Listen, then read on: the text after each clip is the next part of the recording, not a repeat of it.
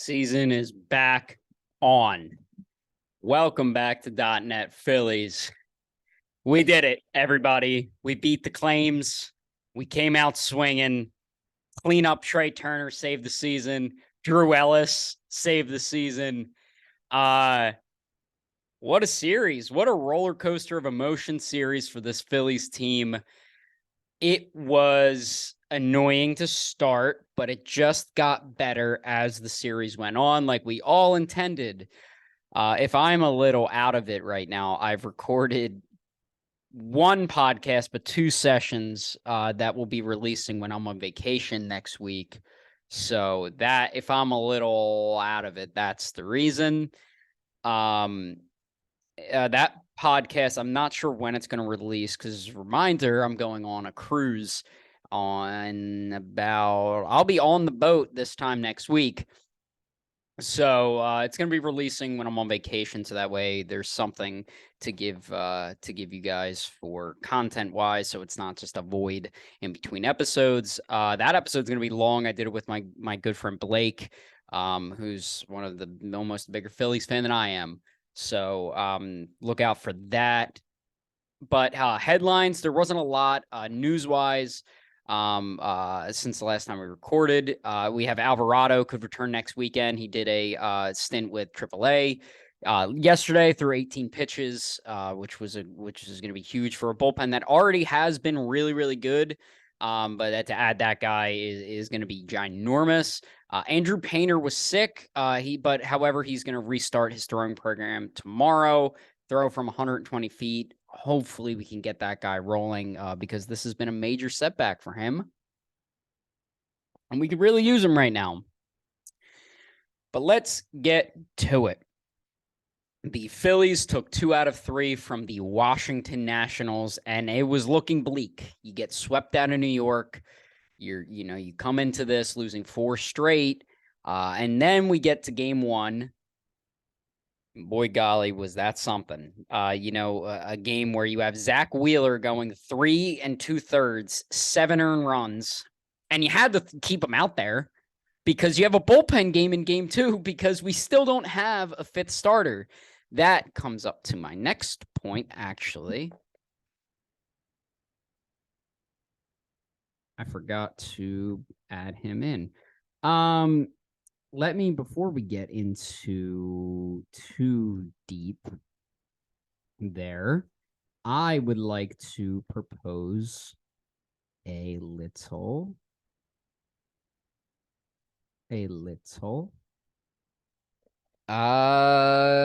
nugget, a little nuggy. So today we were informed as a baseball community that the Cleveland Guardians, who are known for their pitching development, have recently designated Zach Plesac for assignment. And for those of you who don't know Zach Plesac, he was a stud pitcher. He broke out in 2019 to the tune of a 3.81 ERA. 2020 had a 2.28. And then from 2021 to 2022, pitched 274 innings, 4.49 ERA, 72 walks, had, 4.59 FIP, 1.4 home runs per 9, 2.4 walks per 9. His ERA plus is 90, which is below average. However, he's a guy that the Phillies could really use right now. And I think it's a guy that the Phillies might go after to take that 5th starter spot. So keep an eye out for Zach Plesac. He does come with a hefty price tag, literally, but the Phillies have shown time and time again they don't care about that. So Zach Plesac, you are a Philadelphia Philly. Anyway, back to the Nationals series. This first game, you go down 7-1 early. And it's against the Nationals of all teams who suck. They have some guys, some good trade pieces for them at the deadline, but right now they're in a rebuild. And you just come out flat against them. The Nationals played better than you in this game. They clawed all the way back. Casty had 4 hits in this game, including a couple home runs. He put the team on his back, and the Phillies clawed their way all the way back to tie it 7-7. And this is where I had an issue. In this situation, Sir Anthony Dominguez should have been used. Instead, in the 8th inning, Rob Thompson decided to go with Connor Brogdon. And for anybody who is familiar with the work of Connor Brogdon, he is a guy who is streaky when he pitches. He's either locked down or he's atrocious. And right now, we are in his atrocious phase. He gave up 2 more runs today, and whatever. That's just the type of guy Connor Brogdon is. You put him in mop-up situations or when you're down, he's a confidence guy. So he's not a guy that you put in a tie ball game, especially a game that you come back in. It's not a game where it's, Phillies had a 4-0 lead and they blew it, and now you throw in Connor Brogdon to try to ease the pain. No, they came clawing back. You need a shutdown inning. And you went with Connor Brogdon over Sir Anthony Dominguez in this situation. And to no one's surprise, he gets the first 2 outs and then walks the 9-hole hitter. The 9-hole hitter, he walks, steals a base, and then a bloop single by Lane Thomas to give the Nats the lead in the eventual win. Why Connor Brogdon in that situation? I don't understand it. I don't get it. I will continue not to understand it, but I'm not the manager of the Phillies now, am I? But it was just unfortunate. And, that this first game, yes, it was annoying, but it doesn't matter because you won the series. That's why I'm not here screaming at the heavens going like, this is why, we should have taken 2 out of 3. We should have swept. We should have done whatever. You still won the series. So that's the most important thing in my eyes, especially in the capacity that you did. You played, you win your bullpen game, you blow them out today. Offense seems to be clicking. It's June, and Schwarber said, oh, I remember how to hit baseballs. He's hitting the hell out of the ball. Nick Castellanos is hitting the hell out of the ball. JT's heating up. Harper continues to be Harper. Stott is continuing to work in great at-bats. Same with Marsh. And the only hole in that lineup seems to be whoever you're throwing out at third base or first base in the absence of Alec Boehm and Trey Turner. Trey Turner's been a disaster, and I don't really need to rehash the whole Trey Turner thing, but it's such a glaring issue with this team. However, they're 2-0 when Trey Turner bats cleanup, but he went 2 for 15 in this series. He's hitting like 230, has like a 650 OPS. Cool. Like this, I'm chalking it up to it's a lost year for Trey Turner at this point. And barring a month where he hits 400 with like 5 or 6 home runs, I'm not holding my breath for Trey Turner to turn this around. So moving on to game 2. The Phillies won 4-2. My players of the game were the Phillies bullpen. Matt Strahm, Andrew Vasquez, Junior Marte, Gregory Soto, Sir Anthony Dominguez, and Craig Kimbrell all pitched scoreless innings. And the one person who didn't was Dylan Covey. Can we just stop with Dylan Covey? Like, obviously, he's going to get DFA'd once Alvarado returns, because I think there's not a guy there who is clearly an issue. Right now, Strahm has been excellent. Vasquez has been excellent. Marte has been awesome since coming back from AAA. I actually have a note about that.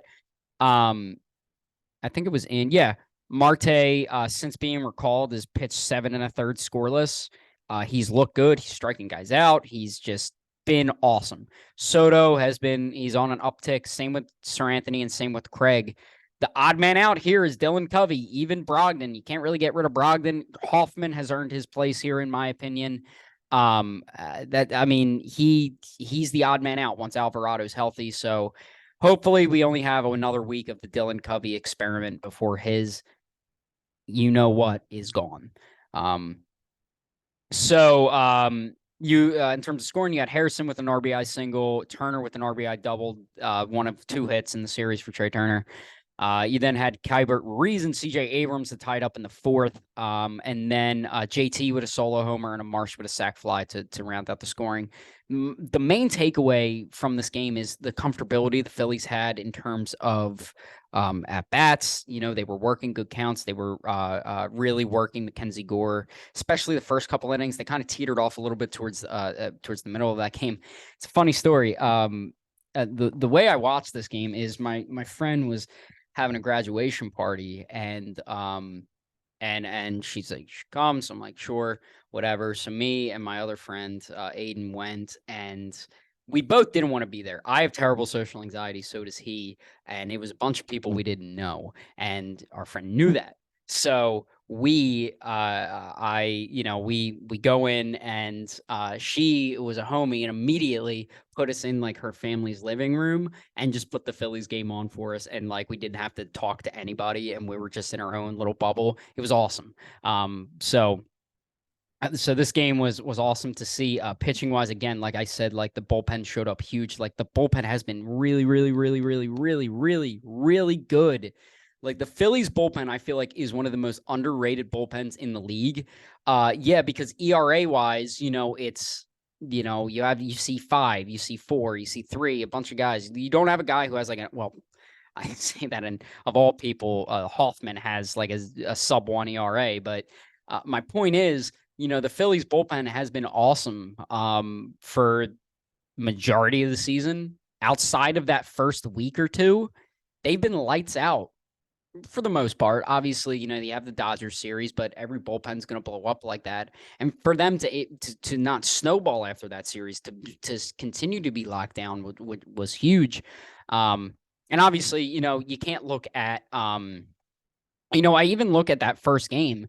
You have Vasquez tackling an inning and a third, Marte an inning clean, Hoffman an inning clean. Like all 7 earned runs prior to the Brogdon incident in the first game were given up by Zach Wheeler. The bullpen locked it down. The bullpen gave the Phillies a chance to come back in that game. Obviously, they blew it, but that's more so on Thompson and Brogdon for Thompson if I could talk.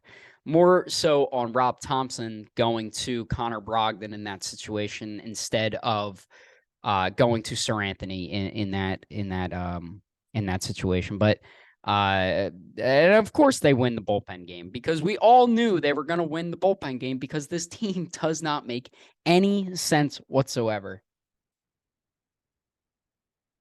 But it was a good game. It was encouraging.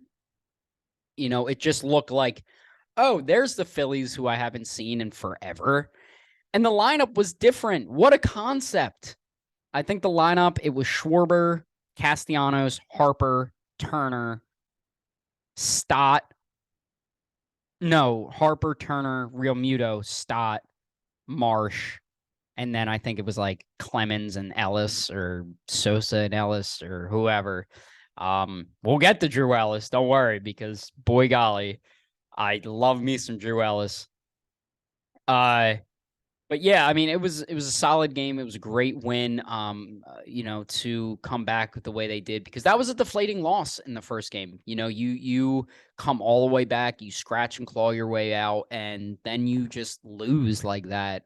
It was the most Phillies thing ever, but I thought at this point in the Phillies, a new era, I suppose, that was behind them, but clearly not. And then we get to today's game. The Phillies took down the mighty Nats 11-3. My player of the game is the aforementioned Drew Ellis, who I didn't know who he was like 4 days ago. But actually, that's a lie. I think I saw him in AAA. I went to an Iron Pigs game with Ashland, so I think I saw him in AAA. The guy did not look comfortable up there, but don't matter. Guy's raking. You had JT, Schwarber, and Ellis, both all with home runs. Ellis and Schwarber both had 2 apiece.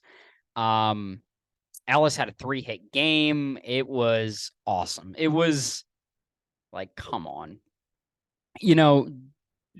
I'm so happy for Drew Ellis, because he's like been a career guy who's been bouncing around and couldn't really find his stride, and now he's finally seeing success at the big leagues.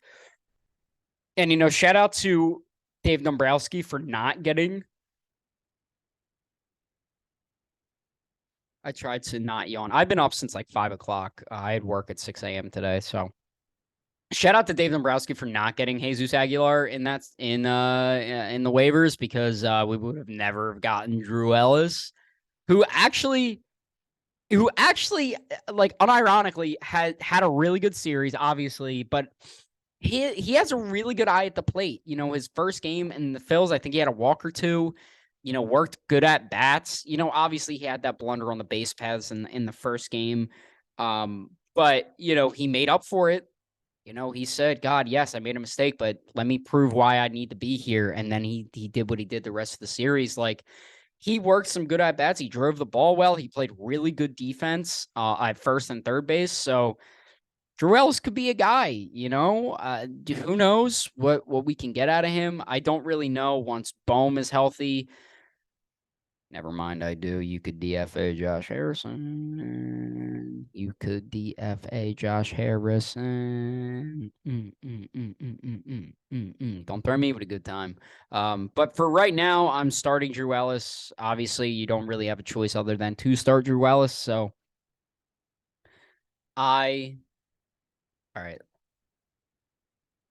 I already have my rant about Drew Ellis, but I'm going to do it again. Drew Ellis, Drew Ellis, Drew Ellis. My guy.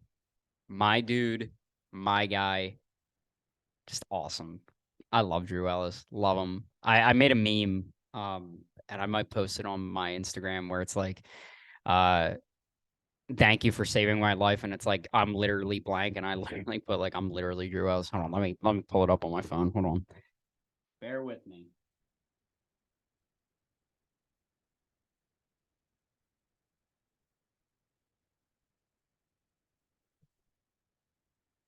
Okay. Yeah, here it is. It'll, yeah, see, I'm going to stand up. Yeah.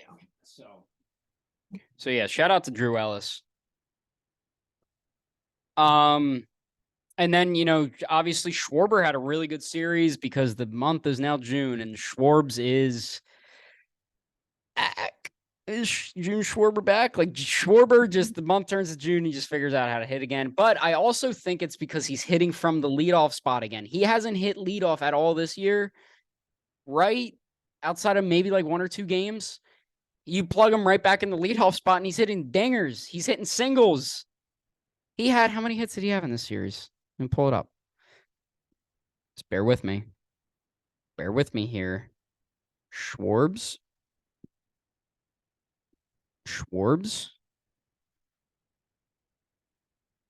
Schwarber in the series had 5 hits. Went 5 for 15, but with 2 homers. 2 of those hits being homers. Like, come on. Like, he raised his OPS. He's in the 750s now. Just keep him in there, man.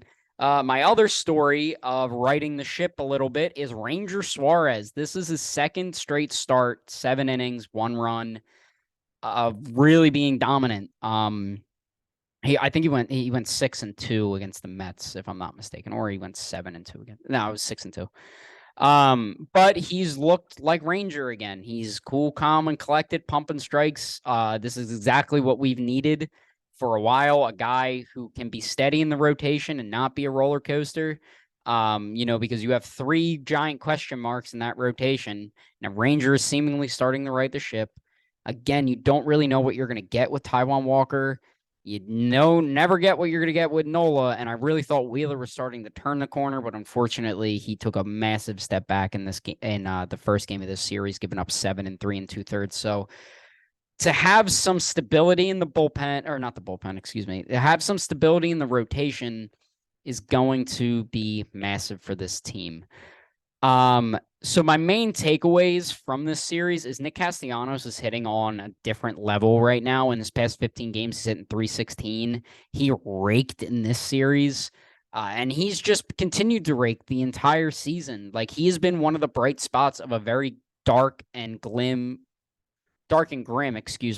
season for the Phillies so far. Is Nick Castellanos is playing like the guy we paid $100 million to. Finally, defensively, he's been really good out there. And I keep saying Gold Glove Nick Castellanos because the bar is extremely low, apparently, to get Gold Gloves in this league because, for God's sakes, Juan Soto was a finalist last year, and he might be one of the worst right fielders I've ever seen. So, yeah, Nick Castellanos is awesome. I touched on Trey Turner going 2 for 15 in the series. He was useless, and it always felt like the big moment was up, and I was praying, hoping that the big moment was going to find Turner and he was going to hit, and then that's how he hits the ground running. But no, he strikes out all the time. He weak contact, weak dribblers. Like I don't know what to say about him. Like prove me wrong, Trey Turner, because I'm done holding my breath for you. Like you are, like it's looking like this contract might age like milk. The pitching was great. Outside of the Wheeler, the pitching was really good in this series. You had the bullpen game, and even the bullpen in the Wheeler start was good, including Brogdon. He only gave up a run.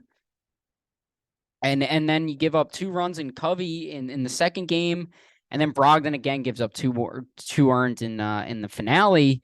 But the pitching was really good. Like the pitching, I never thought I'd say this, but the pitching isn't the issue with the Phillies right now. Well, it is, but it isn't. It's the hitting, but they maybe figured out a good lineup construction. Maybe, fingers crossed. Just keep riding the hot hand until you can't no more.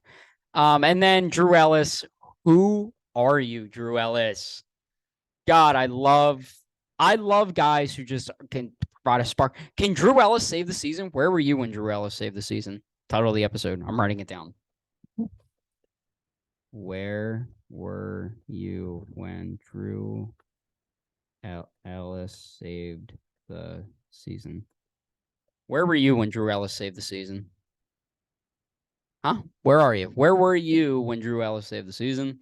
He provided a spark for this team that was desperately needed. I didn't think he would, but that's all the more reason that how cool it is because I've never heard of this guy, and he comes up and rakes and provides good defense and does things well. What a concept. Didn't know that was allowed for the Phillies. Shout out to Drew Ellis. Now we are unveiling another episode of Where Are They Now? A series in which we take a look back at the Phillies relievers from 2018 to 2021 and see where are they now. Take a trip down memory lane because we have it pretty good right now with this current Phillies bullpen. So my 3 lucky guys today. I came a little bit prepared this time because last time I was just heated. I went in blind. I was just rageful and hateful. I forgot about it and I did it on the fly and it was really half-assed. So I apologize for that those 3 lovely Phillies pitchers didn't get their just. But I did a lot more research this time, a lot more in depth. So we're good.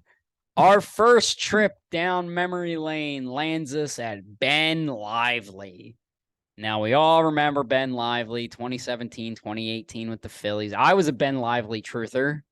I was a Ben Lively guy. I thought, I could see it, and he wasn't awful with the Phillies. Like, he kind of was, but like he wasn't a little bit, like I don't know. So Ben Lively was drafted by the Reds in the 4th round of the 2014 draft. He was then traded to the Phillies the same year for Marlon Byrd, the original guy who wore number 3. Well, not the original, but like that's my number 3 right there is Marlon Byrd. Bryce Harper, who? I'm talking about Marlon Byrd. The bird is the word. And then I mentioned spent 2017, 2018 with the Phillies. And in that, he pitched in 25 games, 20 games started, 119 innings, 131 hits, 61 earned runs, 39 walks, 79 strikeouts to the tune of a 4.61 ERA. We can use that right now. He would be the ace of this staff right now. Unironically, would have one of the better ERAs on this staff. He was DFA'd in September of 2018 and then picked up by the Royals. He then spent time with the Royals, the Diamondbacks. He then transferred over to the KBO for a couple years, and now he's back in the league with the Cincinnati Reds, the team that drafted him. And he's actually having a pretty good start to his season. He's pitched in 5 games, 3 starts, 22 and 2/3, 16 hits, 5 earned runs, 5 walks, 24 strikeouts to a 1.99 ERA. So not bad for Ben Lively. Maybe he trade target Dave. So, dude, if Dave Dombrowski trades for Ben Lively, I think I might implode. But maybe he figured something out in the KBO, and now he's can be like a pretty quality pitcher. So shout out to Ben Lively. Happy he landed back on his feet. Now, guys who have not landed back on his feet, Zach Curtis.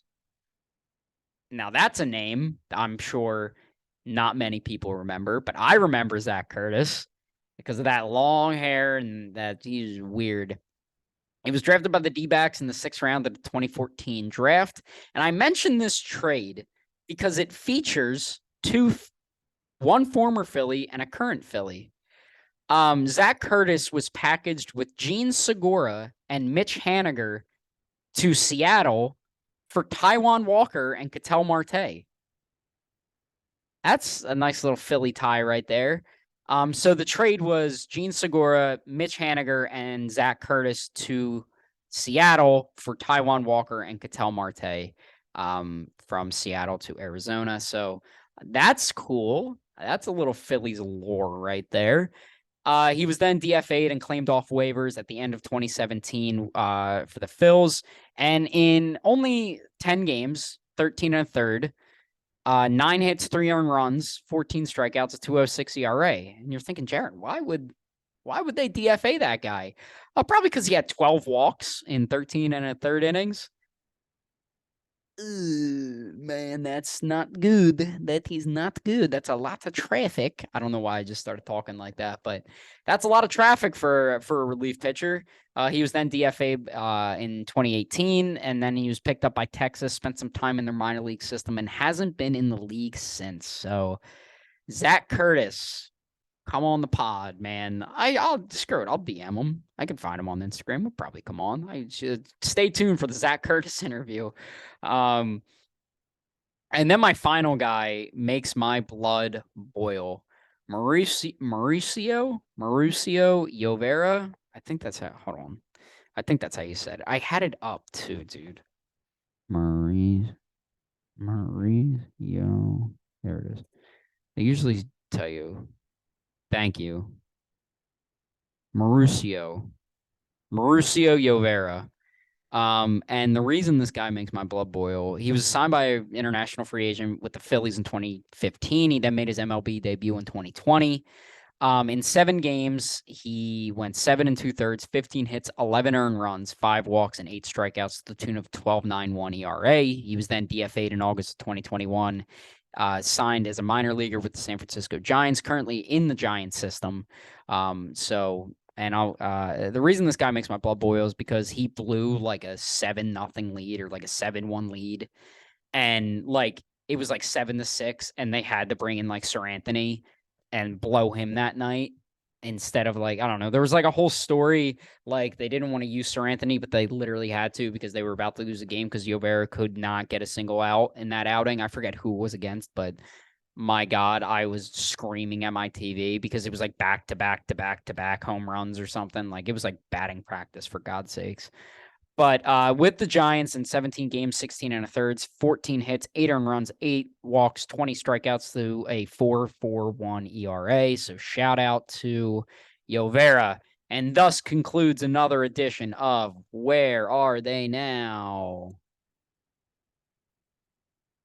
I'm digging this series. I've enjoyed looking back on some of these guys to see where they're at currently. If you guys don't like it, let me know and I'll stop doing it. But for right now, it's going to stay. And now we got the big bad Detroit Tigers coming into town. Some former Phils coming to town. Matt Vierling, but he's hurt. And Nick Maton are coming back to town. In game 1, we got Aaron Nola going up against Joey Wentz. And then we have Taijuan Walker and Zach Wheeler against to be determined. The mighty, mighty to be determined for the Tigers. So you got to sweep. Nola needs to have a Nola start. Nola needs to do what we know Nola can do against a bad team. I need like 7-1 from Nola. Walker, give me like 6-3. And Wheeler, I think, will have a bounce back start. I believe in a Wheeler bounce back start more than anything, because he's the guy who he'd be the first one to tell you that he sucked and he needs to be better. But I think the guy that I'm looking for to bounce back the most, and the guy I have my eye on the most, is Aaron Nola. So Nola, buddy, you want that money? Pitch like an ace, bud. Taiwan, he can't be worse. And Zach, bounce back. But that's going to do it for me. I appreciate you guys watching and listening. If this is a little shorter episode, I'm not exactly sure how long it is, to tell you the truth, but it's because I have been talking for like 3 hours straight and I am exhausted. So I'm going to edit this and put it up. My next episode is going to be on Wednesday or Thursday morning, either Wednesday night or Thursday morning, because the Phillies play at 6 on Wednesday. So it's going to be one of those two things. And I don't work either of those days. So we will see. But I will be back. And that next week's episode, as in Wednesday or Thursday's episode, is going to be my last episode live. I mentioned the previously recorded one is going to go up when I'm on vacation. Then when I get back, we're going to have a massive episode talking about the 2 series that I missed when I was on vacation. And then, we'll be right back in the swing of things. So thank you guys so much for watching. Feel free to follow all the links and stuff down below and, follow me, whatever, subscribe, blah, blah, blah, blah, blah. You know the deal. See you.